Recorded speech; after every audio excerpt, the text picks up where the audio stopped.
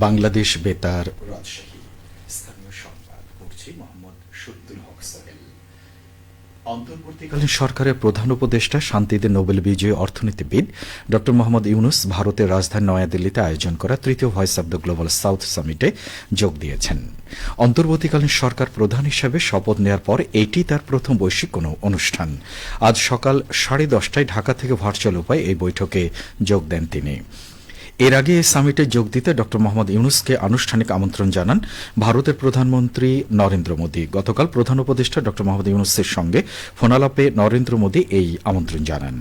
প্রধান উপদেষ্টার press wing জানান তখনই আমন্ত্রণে সাড়া দিয়ে ঢাকা থেকে ভার্চুয়াল উপায়ে সম্মেলনে যোগ দেওয়ার বিষয়ে রাজি হন ড মোহাম্মদ ইউনুস। অন্তর্বর্তীকালীন সরকারের শপথ নেয়া নতুন 4 উপদেষ্টার মধ্যে গতকাল দপ্তর বণ্টন করা হয়েছে। পাশাপাশি অন্যান্য উপদেষ্টাদের দপ্তর পুনর্বণ্টন করা হয়েছে। প্রধান উপদেষ্টার কার্যালয়ের সূত্রে গতকাল সন্ধ্যায় এ তথ্য নিশ্চিত করেছে। নতুন উপদেষ্টাদের মধ্যে ওয়াহিদ উদ্দিন মাহমুদ পরিকল্পনা মন্ত্রণালয় এবং শিক্ষা মন্ত্রণালয়ের দায়িত্ব পেয়েছেন। আলী ইমাম মজুমদারকে প্রধান উপদেষ্টার কার্যালয়ে সংযুক্ত করা হয়েছে।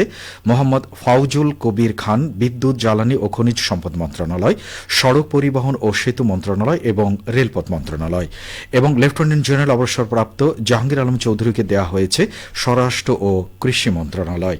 এছাড়াও ড সালেউদ্দিন আহমেদ অর্থ মন্ত্রণালয় এবং বাণিজ্য মন্ত্রণালয়, ড আসিফ নজরুল আইন, বিচার ও সংসদ বিষয়ক, প্রবাসী কল্যাণ ও বৈদেশিক কর্মসংস্থান এবং সংস্কৃতি বিষয়ক মন্ত্রণালয়, আদিলুর রহমান খান শিল্প মন্ত্রণালয় এবং গৃহায়ণ ও গণপূর্ত মন্ত্রণালয়, রিজওয়ানা হাসান পরিবেশ, বন ও জলবায়ু পরিবর্তন মন্ত্রণালয় এবং পানি সম্পদ মন্ত্রণালয়, নাহিদ ইসলাম ডাক, টেলিযোগাযোগ, তথ্য প্রযুক্তি, তথ্য ও সম্প্রচার মন্ত্রণালয়, আসিফ মাহমুদ যুব ও ক্রীড়া মন্ত্রণালয় এবং শ্রম ও কর্মসংস্থান মন্ত্রণালয়, ফারুক ই আজম মুক্তিযুদ্ধ বিষয়ক মন্ত্রণালয় এবং দুর্যোগ ব্যবস্থাপনা ও ত্রাণ মন্ত্রণালয় এবং ব্রিগেডিয়ার জেনারেল অবসরপ্রাপ্ত সাখাওয়াত হোসেন পেয়েছেন বস্ত্র ও পাট মন্ত্রণালয়ের দায়িত্ব। অন্যান্য উপদেষ্টাদের দায়িত্ব অপরিবর্তিত রয়েছে। অন্তর্বর্তীকালীন সরকারের পাট ও বস্ত্র উপদেষ্টা ব্রিগেডিয়ার জেনারেল অবসরপ্রাপ্ত এম সাখাওয়াত হোসেন জানিয়েছেন সরকারি চাকুরিতে কোটা সংস্কার আন্দোলন ঘিরে সহিংসতায় 1000-এরও বেশি মানুষের মৃত্যু হয়েছে। তিনি গতকাল ভারতীয় এক সংবাদ মাধ্যমকে দেওয়া সাক্ষাৎকারে তথ্য জানান। সাখাওয়াত হোসেন বলেন, শেখ হাসিনা সরকারের নির্দেশে পুলিশ বাহিনীর প্রাণঘাতী অস্ত্রের গুলিতে ঢাকাসহ অন্যান্য জেলায় নিহত এসব মানুষের বেশিরভাগই তরুণ ও শিক্ষার্থী। কোটা সংস্কার আন্দোলন ঘিরে গত জুলাই থেকে বিক্ষোভে ফেটে পড়ে শিক্ষার্থী এবং চাকুরি প্রত্যাশীরা। 15 জুলাই দেশের বিভিন্ন স্তরে আন্দোলনকারীদের দমাতে লাঠি, টিয়ার গ্যাস, সাউন্ড গ্রেনেড ছোড়ে পুলিশ। পাশাপাশি ছাত্রলীগের নেতৃত্বে আন্দোলনকারীদের ওপর হামলা চালানো হয়। 16 জুলাই পুলিশের গুলিতে রংপুরে বেগম রোকেয়া বিশ্ববিদ্যালয়ের ছাত্র আবু সাইদের মৃত্যু হলে আন্দোলন ছড়িয়ে পড়ে সারা দেশে। কয়েকদিনের ব্যবধানে প্রাণ হারার বহু মানুষ ও অসংখ্য ছাত্র জনতা হতাহত হন। এমন অবস্থার মধ্যে পরবর্তীতে আন্দোলন রূপ নেয় সরকার পতনের আন্দোলনে। বৈষম্য বিরোধী ছাত্র আন্দোলনে আহতদের চিকিৎসার সকল ব্যয় বহন করবে সরকার বলে জানিয়েছে স্বাস্থ্য মন্ত্রণালয়। এক্ষেত্রে সরকারি হাসপাতালে বিনামূল্যে সকল সেবা ও বেসরকারি হাসপাতালে বিল গ্রহণ না করার আহ্বান জানানো হয়েছে।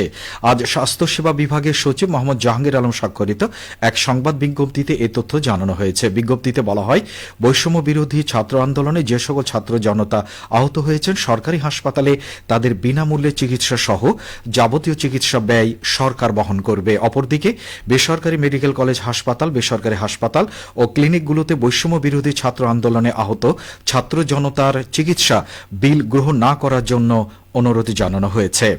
প্রয়োজনে এ সকল বেসরকারি হাসপাতালে চিকিৎসাধীন ছাত্র জনতার সকল বিল সরকার বহন করবে বলে জানানো হয়েছে। এছাড়া বৈষম্য বিরোধী ছাত্র আন্দোলনে হতাহতের ব্যাপারে অনুসন্ধান করতে স্বাস্থ্য ও পরিবার কল্যাণ মন্ত্রণালয় ইতিমধ্যে একটি কমিটি গঠন করেছে। কমিটির সদস্যরা তাদের কর্মপন্থা নির্ধারণ করতে আগামী রবিবার বৈঠক করবে বলেও বিজ্ঞপ্তিতে জানানো হয়।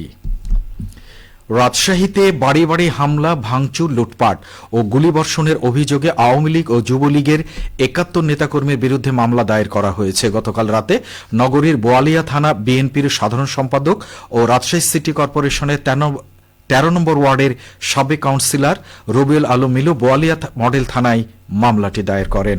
পুলিশ জানায় মামলার এজাহারে ২১ আসামির নাম উল্লেখ করা হয়েছে, বাকি ৫০ আসামি অজ্ঞাত।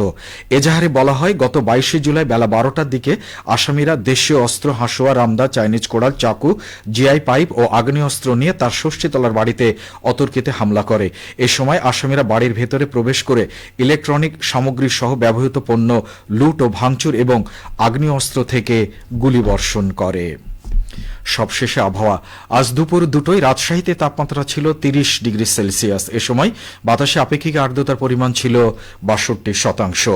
রাজশাহী ও পার্শ্ববর্তী এলাকায় আজ সূর্যাস্ত সন্ধে ৬টা ৩৮ মিনিটে। সংবাদ শেষ হলো। আমাদের পরবর্তী স্থানীয় সংবাদ প্রচারিত হবে আজই বিকেল ৪টা ৫ মিনিটে। শোনার আমন্ত্রণ রইল।